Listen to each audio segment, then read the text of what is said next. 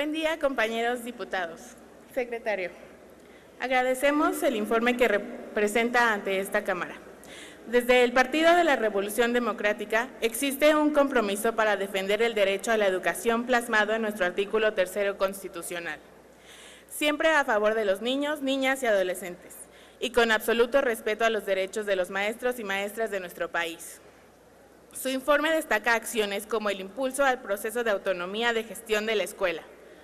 Al respecto, me gustaría saber cómo se han desarrollado estas tareas, cuáles son las principales problemáticas que se han encontrado en estas actividades y cómo podemos impulsar desde el legislativo la autonomía de gestión. Sobre la evaluación educativa, el proceso del servicio profesional docente señala en su documento más de 205,000 participantes en el concurso de oposición para su ingreso. Pero existe un número importante que manifiesta y demanda que no le han otorgado su lugar de trabajo, pese a haber acreditado todos los requisitos. Para el Partido de la Revolución Democrática es importante generar un balance entre el respeto de los derechos laborales y el correcto desarrollo educativo. Al respecto, me gustaría preguntarle si existe una carencia de plazas educativas por motivos presupuestales. ¿Por qué no se están otorgando estos espacios y cuáles son los mecanismos que se han implementado para mejorar esta situación? Secretario, me interesa mucho conocer el estado en materia de protección a los grupos más vulnerables. Por ejemplo, en México todavía tenemos escuelas que no disponen de agua. Las cifras del Instituto Nacional para la Evaluación de la Educación en su informe sobre infraestructura, mobiliario y materiales de apoyo revelan que se tiene un 5.1% de escuelas que no disponen de agua. Cuando la escuela es comunitaria, sube a 24.7%. Indígena multigrado 5.5%, indígena no multigrado 2.9%, general multigrado 1.6% y únicamente las escuelas privadas tienen este derecho humano básico al 100%. Al respecto, me gustaría conocer cuáles acciones se han realizado para garantizar el acceso al agua, cómo se desarrollan estas actividades y cuánto dinero se ha invertido. Necesitamos mejorar la educación en México. Es indiscutible que en nuestro país los alumnos que menos recursos económicos tienen se encuentran en una desigualdad institucional que no permite su desarrollo y por lo tanto acrecienta su vínculo de vulnerabilidad. Ejemplo de ello es lo señalado en el Programa Internacional para la Evaluación de Estudiantes, que reveló que en México los alumnos más pobres poseen un aprovechamiento inferior en comparación a los que acuden a escuelas privadas. Es decir, la falta de dinero les impide el acceso a mejores sistemas educativos. Señor secretario, necesitamos mejorar en temas pedagógicos o académicos que impulsen a México a tener niveles internacionales aceptables en la materia. Y debemos preocuparnos en mejorar las condiciones de la población estudiantil con mayor vulnerabilidad. Derivado de anterior, le pregunto lo siguiente. ¿Cuántas escuelas en nuestro país no cuentan con la infraestructura básica para dotar de un entorno digno a los estudiantes? De acuerdo con el estudio de infraestructura escolar realizado por el Instituto Nacional para la Evaluación de la Educación, INEE, en México son pocas las escuelas que disponen de todos los espacios físicos de apoyo a la enseñanza, salones de cómputo, bibliotecas escolares, salas de profesores y salones de actividades artísticas, pizarrones o techo. ¿Es cuánto? Gracias. Tiene la palabra para la respuesta tiene la palabra el ciudadano Otto Granados. Muchas gracias, diputada, por sus comentarios. Trataré de responderlos en el mismo orden en el que usted me lo ha señalado. En primer lugar, déjeme decirle que en muchos sentidos la política educativa de estos años ha significado una reformulación de la estructura de la escuela para ir avanzando gradualmente hacia la creación de verdaderas comunidades de aprendizaje. Hasta ahora se ha planteado el otorgar a las escuelas dos tipos de autonomía, la autonomía de gestión y la autonomía curricular. La primera le permite una estructura, un funcionamiento mucho más flexible, mucho más ágil, que reconozca que no todo el país es igual, que no todas las escuelas son iguales, que varias de ellas requieren tratamientos, necesidades, innovaciones, prácticas pedagógicas y de gestión muy específicas para poder atender los requerimientos de los niños.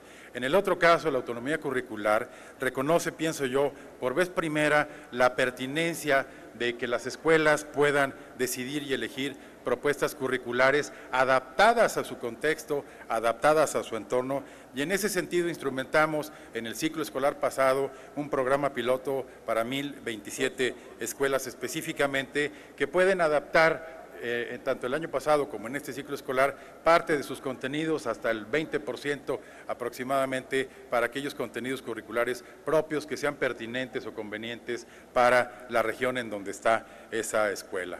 También introdujimos como parte de este esfuerzo la posibilidad de que pueda desarrollarse esta autonomía curricular a partir de innovar con creación de clubes de trabajo, clubes de estudio, de los cuales ya hay en formación académica, en desarrollo social y personal, en nuevos contenidos relevantes, crecimientos regionales y proyectos de impacto social. Pensamos que de esa manera transitaremos de manera eficaz de ese espacio escolar que llamamos escuela a la creación de verdaderas comunidades de aprendizaje. En materia de plazas disponibles, me preguntaba usted si hay alguna limitación presupuestal. La respuesta es que no, pero voy a explicar por qué. A partir de los concursos de ingreso, como ya mencionaba yo, han ingresado por vez primera a la carrera docente aproximadamente 202,000 nuevos maestros a todas las escuelas del país. Sin embargo, hay una asimetría de crecimientos de matrícula en donde algunos estados, como el caso de Baja California Sur o de Quintana Roo, son estados que están teniendo un crecimiento de matrícula mucho más veloz al de otras regiones o estados del país, como por ejemplo el caso de la Ciudad de México, que por razones demográficas prácticamente ya no crece. Entonces, la posibilidad de dotar de más plazas a aquellos estados que las necesitan y que no las tienen, porque recordemos que de acuerdo con la Ley de Coordinación Fiscal, las plazas son, por decirlo así, propiedad de los estados, de las autoridades educativas locales, supuso evidentemente que tuviéramos que tratar de hacer compensaciones en ese sentido. Déjenme informarle a todas y todos ustedes que de acuerdo con la primera quincena de octubre, todos los estados del país tenían aproximadamente 136,000 plazas vacantes.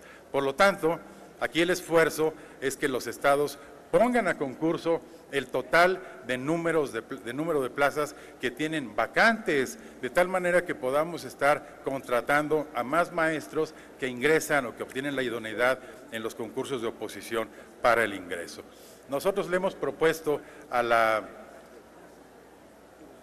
siguiente administración, en alguna de las ya 37 o 38 reuniones que llevamos con el equipo entrante a la Secretaría de Educación Pública, que con estas plazas disponibles pueda crearse una especie de banco nacional que pueda administrar la federación en consenso con los estados, pero que podamos con ellas jugar y hacer relocalización de plazas para que los estados que les faltan pues puedan contar con esa disponibilidad.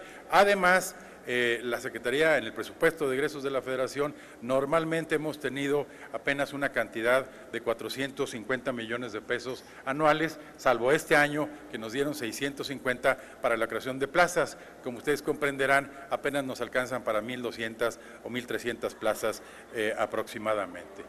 Se me está agotando el tiempo y en otra oportunidad responderé los temas de infraestructura que me preguntaba la diputada Rosas Martínez. Gracias. Gracias. Para réplica tiene la palabra la diputada Luz Estefanía Rosas, hasta por 2 minutos.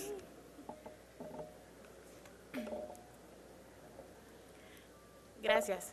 Convencida de la frase expresada por Nelson Mandela, la educación es el arma más poderosa que puedes usar para cambiar el mundo, la reforma educativa nos deja grandes retos. La fragilidad de nuestros niños con menos recursos, las complejas relaciones laborales y administrativas entre los docentes, la auténtica preocupación radica en cómo alcanzaremos una verdadera comunidad de aprendizaje. que logre dotar al individuo de las herramientas necesarias para mejorar su condición, su entorno y su mundo.